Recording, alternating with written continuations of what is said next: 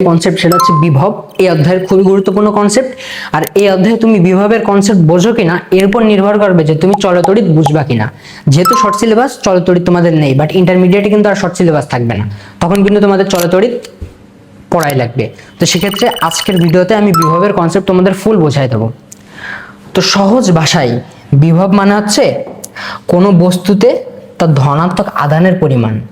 তোর এই একটা বস্তু আর এই একটা বস্তু, এই দুইটা বস্তুর মধ্যে কতটুকু ধনাত্মক আধান থাকবে সেটাই মূলত বিভব। ধরো এখানে আছে 5টা ধনাত্মক আয়ন, এখানে আছে মনে করো 6টা ধনাত্মক আয়ন। তো এখন এখানে তুমি স্বাভাবিকভাবে বলো এখানে প্লাস কিন্তু কম, প্লাস কম, এখানে প্লাস একটু বেশি। তো যেখানে প্লাস বেশি ওখানে প্লাস বেশি কেন বলো তো? কারণ ওখানে এই প্লাসগুলো হচ্ছে সিঙ্গেল, ওদের সাথে কোনো পার্টনার ইলেকট্রন নেই। এখানে কিন্তু আরো অনেকগুলো আধান আছে, বাট সেগুলোর সাথে পার্টনার ইলেকট্রন আছে। এই দেখো এটার সাথে পার্টনার ইলেকট্রন আছে, এখানেও পার্টনার ইলেকট্রন আছে, বাট এখানে সিঙ্গেল বেশি। এখানে সিঙ্গেল বেশি মানে কি? এখানে ইলেকট্রনের অভাব, এই যে ইলেকট্রনের অভাব আছে এখানে। আর তাহলে কি এখানে এখানেও ইলেকট্রনের অভাব আছে, বাট এখানে দেখো সিঙ্গেল কম কিন্তু। তো এখানে ইলেকট্রনের অভাব কিন্তু কম, আমাদের ইলেকট্রনের অভাব কম। তাহলে এখানে যেহেতু ইলেকট্রনের অভাব কম, এখান থেকে ইলেকট্রন ওই পাশে যাবে। তো স্বাভাবিকভাবে এটা আমরা কি জানি, এটা হচ্ছে আমাদের কম বিভব। এটা আমাদের কি? এটা হচ্ছে আমাদের বেশি বিভব। তো ইলেকট্রন যদি এখান থেকে এখানে যায়, কারণ এখানে ইলেকট্রনের অভাব কম, তাই ও ওরে দিয়ে দিচ্ছে যে তুই কয়টা পার্টনার নে, তুই আর আমি সমান সমান থাকি। তো সেক্ষেত্রে ইলেকট্রনের ফ্লো যদি এই দিকে হয়, বিদ্যুৎ প্রবাহের ফ্লো হবে এই দিকে। তার মানে এই দিকের ফ্লো হচ্ছে বিদ্যুৎ। এইটা তোমাদের মুখস্থ, যে ইলেকট্রন যেদিকে যায় বিদ্যুৎ প্রবাহ তার উল্টো দিকে আসে। তো এটা যদি হয়ে থাকে তাহলে আমরা কিন্তু এখান থেকে বলতে পারতেছি যে বিদ্যুৎ প্রবাহ বেশি বিভব থেকে কম বিভবের দিকে যায়, এটা বলতে পারি। তো এটা লিখে দিই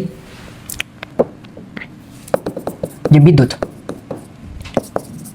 আচ্ছা বেশি বিভব না বলে উচ্চ বিভব বলি, উচ্চ বিভব থেকে কোথায় যায়? নিম্ন বিভবে।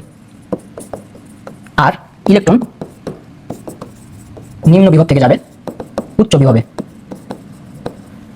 এইটুক তোমরা ফুল মুখস্থ রাখবা। এটা হচ্ছে তোমাদের ইন্টারমিডিয়েটে চলতড়িতে লাগবে, আর এটা হচ্ছে এই 10 অধ্যায়ের স্থিরতড়িতে লাগবে। তো এই জিনিসটা কিন্তু বেশিরভাগ স্টুডেন্ট, প্রায় এসএসসি যদি 100% মনে করো স্টুডেন্ট আছে সায়েন্সে, 100-এর মধ্যে 90 মানে 90%, মানে 1 লাখের মধ্যে 90,000 স্টুডেন্টই বিভবের কনসেপ্টগুলো বোঝে না। ঠিক আছে? কেন বেশি বিভব থেকে কম বিভবে বিদ্যুৎ প্রবাহ আসবে? ইন্টারমিডিয়েটে কিন্তু এটা তোমরা বোঝার টাইম পাবা না, সেখানে টাইম খুবই শর্ট, অনেক বড় বড় থিওরি তোমাদের জানা লাগবে। তো সেক্ষেত্রে এসএসসি থেকেই গ্যাপটা কভার করে যাও। শেষ? আচ্ছা, এখানে আবার কিছু শেষ না, সূত্র আছে কিছু।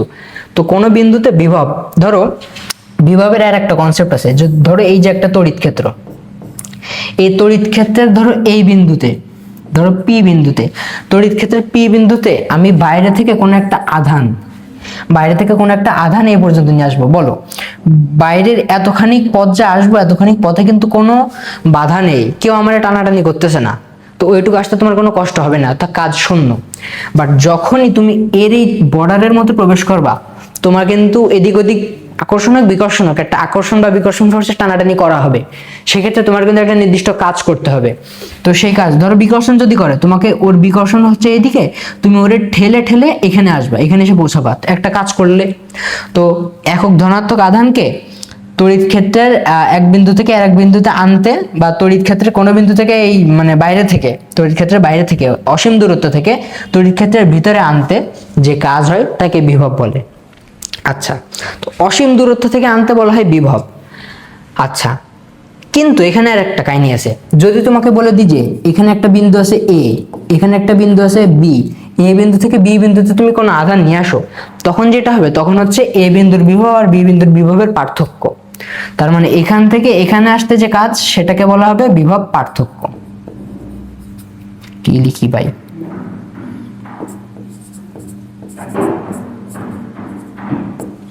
একটু পরে একটা এমসিকিউ সলভ করবো, ওখানে ক্লিয়ার হয়ে যাবে। তো বিভবের একটা সূত্র আছে, যে বিভব সমান সমান কে কিউ বাই আর।